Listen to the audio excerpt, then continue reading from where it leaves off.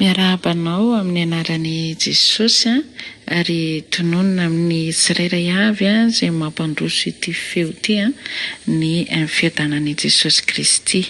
Amen. Tonga ifampizara aminao ny ten'Andriamanitra indray amin'ny teny ity ary milohany handrenesasika izany ten'Andriamanitra izany dia tsara raha sitraka ivavaka alohantsika ho fametrahana ny fiarahana eto anatrehany ihany. Ary ivavaka aritsika. Raha eo arainay amin'ny analan'i Jesosy ianao Tompo, makasitraka finoana sady izay amin'izao ora sy fotoana nomenao anay indray fakandriny amin'ny teninao. Tompo malalo, tombo lehibe ho anay indray ny androany ny afana mandreza ny feonao izany. Misaotra anao satria mbola mariky ny fitiavanao izany rehetra izany.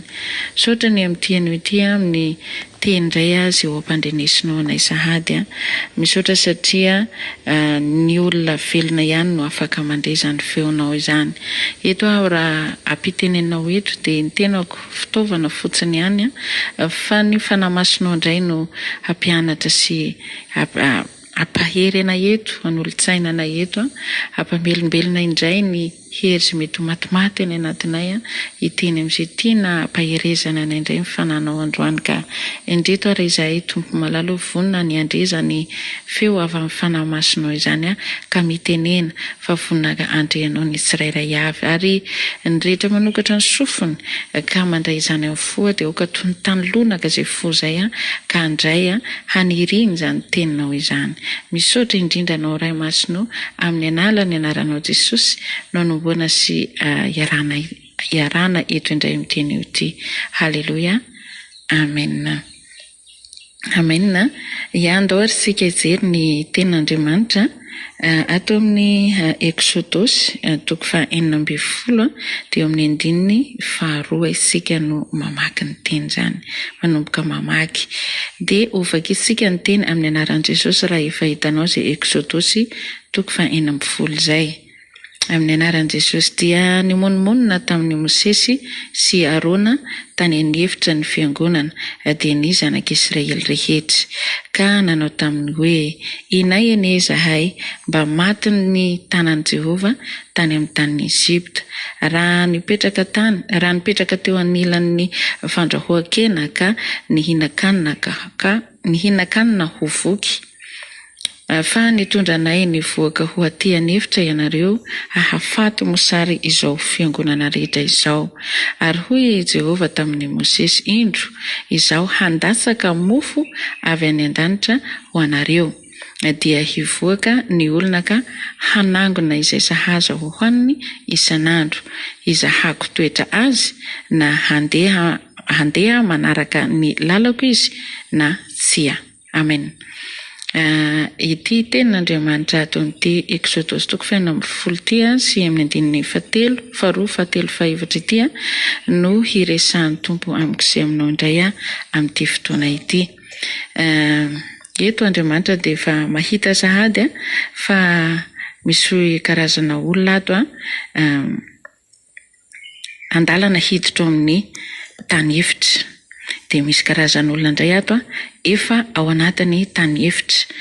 Dia izay olona karazany roa izay no andeha ho ampaherezin'ny Tompo izy androany satria raha vao isika no miresaka hoe tany efitra dia zavatra tsy ahitanao inona izany izay efitra izay.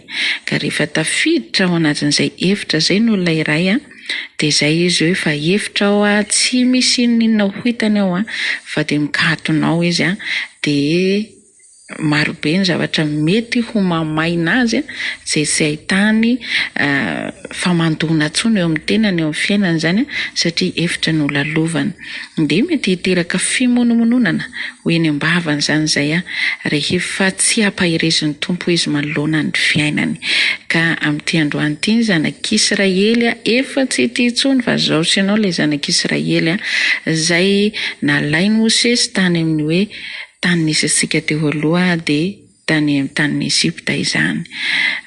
Maro ny dingana zay nataon'Andriamanitra ho fahagagana ho azy ho anao tamin'izany fotoana izany tamin'izay nisy asika rehetra tany aloha tany tamin'ny hoe ina moa zao no nataonao teo aloha tamin'ny fahotana zay niainanao de nasorona tany ianao nalaina tany ianao navotana tany ianao nasorona tany amin'ny fotaka mandrefy ny fahotana zay nisy ianao de naniraka Mosesy izy naniraka mpanompo izy naniraka olona izy mitondra anao nanalanao tany nanongotra anao tany ary nentiny ihany koa ianao sy vitany hoe nasorona tany fa mbola nataony nampahitany zany fahagagana zany nandalo ny ranomasina mena rehefa avy eo tonga tafiditra tany amin'izany hoe tany efitra zay reto zanak'Israely reto de nifindrafindra toerana anta tamin'ity moa zao raha ny teo amin'ny voalohany teo zany fahitasika raha mamaky eo zany ianao de fahitanao hoe nifindra tany amin'ny efitra ny Sina izay izay eo anelanelan'ny Elima sy Sinai. Io zany toerana nifindrahan'ny zareo de rehefa tonga teo amin'izay de latsaka ny fimonomononana ny zanak'Israely ary tsy taiza izy ny monomonona fa tamin'izay olona nitondra azy any de i Mosesy sy Arona.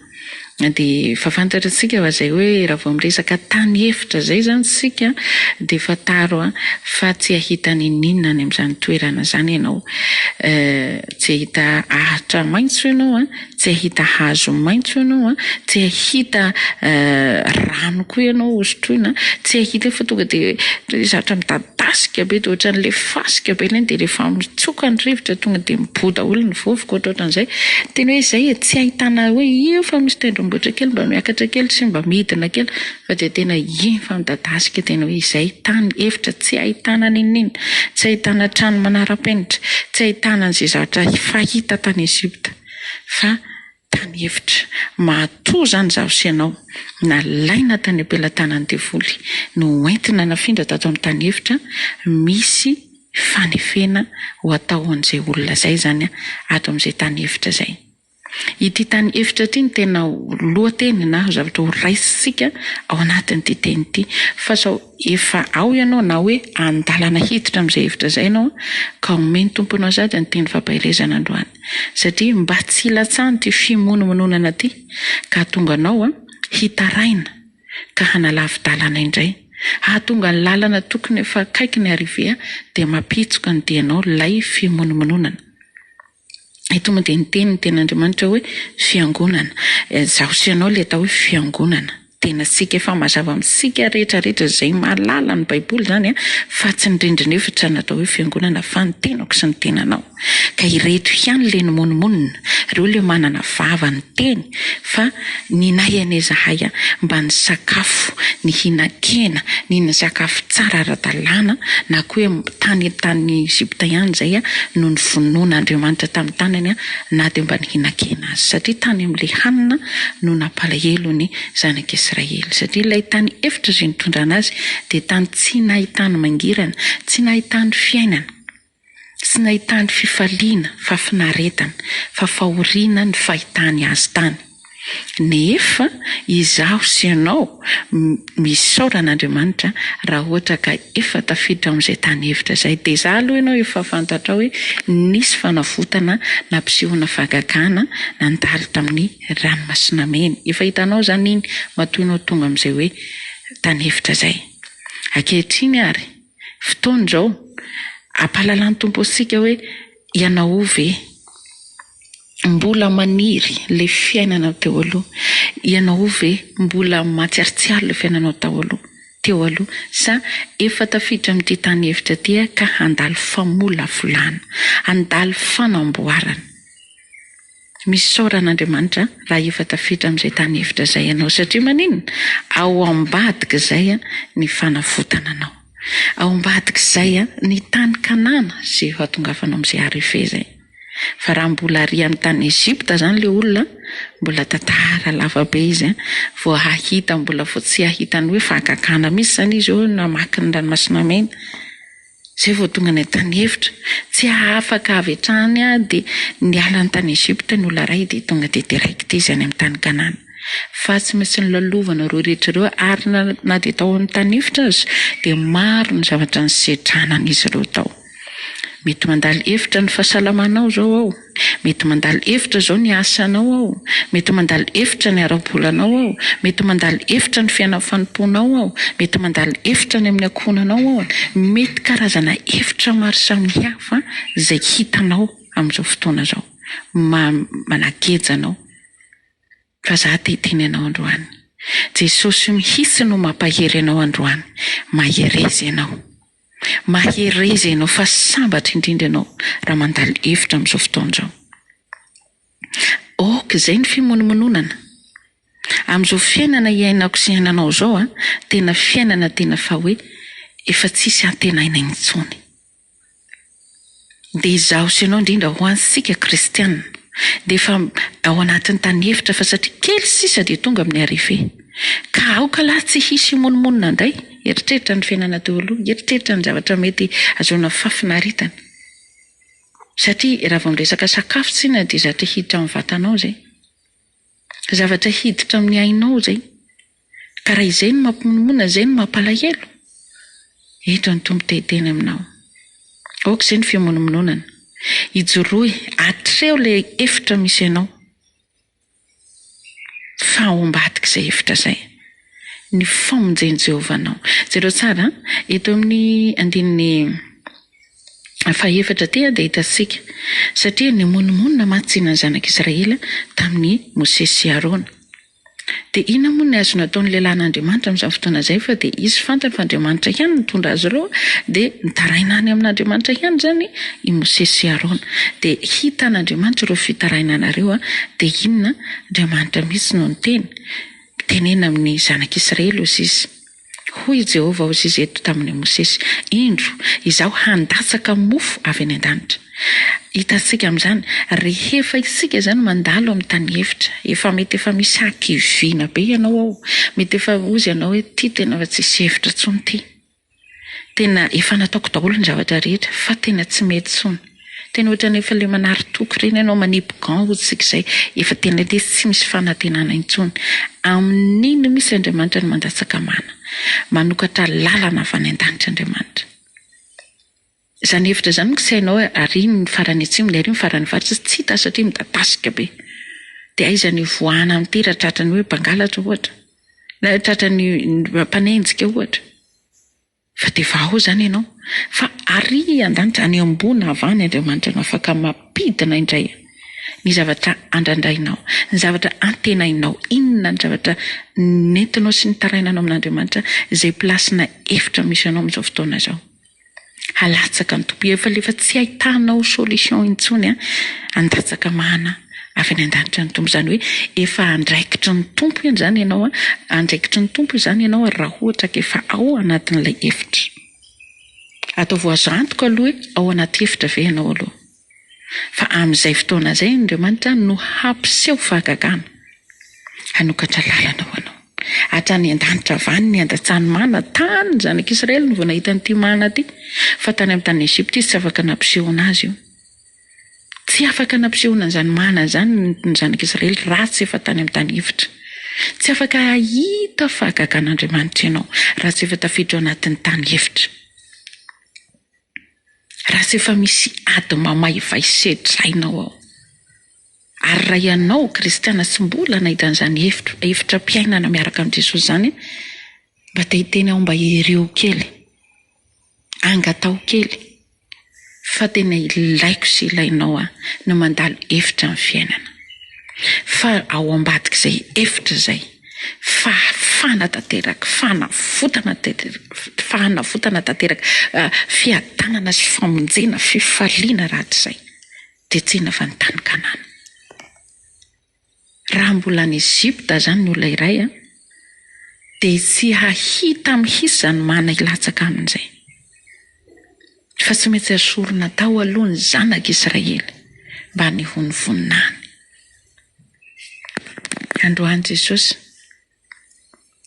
mety misy olona amintsika reto no mandalo hevitra amin'izao fotoana izao.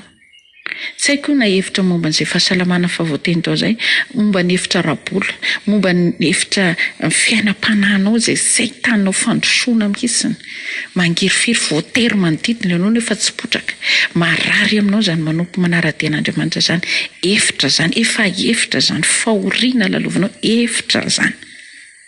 Fa zany teny ianao, aza monomonina ao anatin'izany.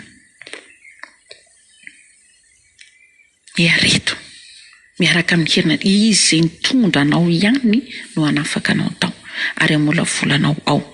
Hanefy ianao izy hatrany amin'ny karaktera, toe-po, toe-tsaina rehetrarehetra voamboatra tsara ao anatin'izany hevitra zany. Fa raha kristiana tsy tia tany hevitra, amiko izy kristiana ohatrany mandefa fahoany.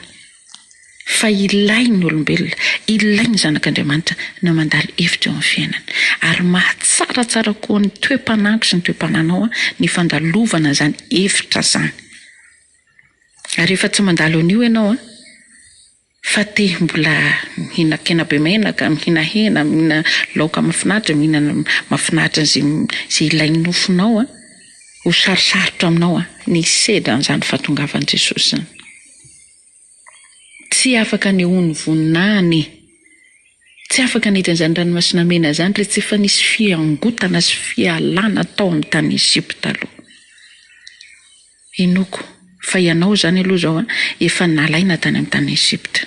Ho anao izay sy mbola voavitra taona voala tao amin'ny tany Ezipta, androany ny ten'Andriamanitra tonga aminao, miala tao.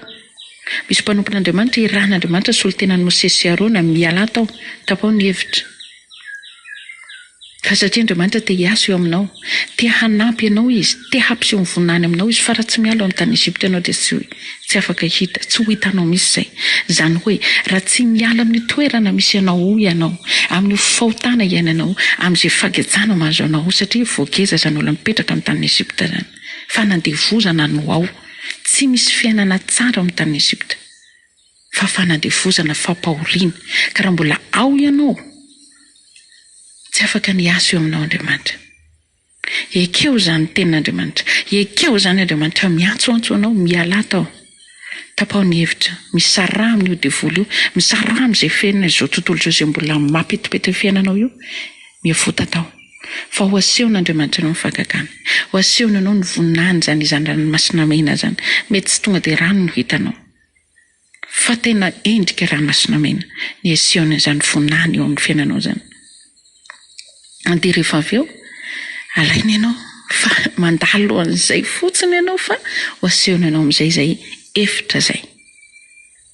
Zany hoe eto zany dia tsy voamarina loatra ilay fampianaran'ireny olona rehetrarehetra hoe lalam-bolamena, mandeha tapis rouge, milamina, miadana, salama, tsisy inona mampahorina atao amin'Andriamanitra. Amiko dia mazava ny teny fa tsy any valiny, fa fampahoriana, fa ao ambadika izay ny fiadanana.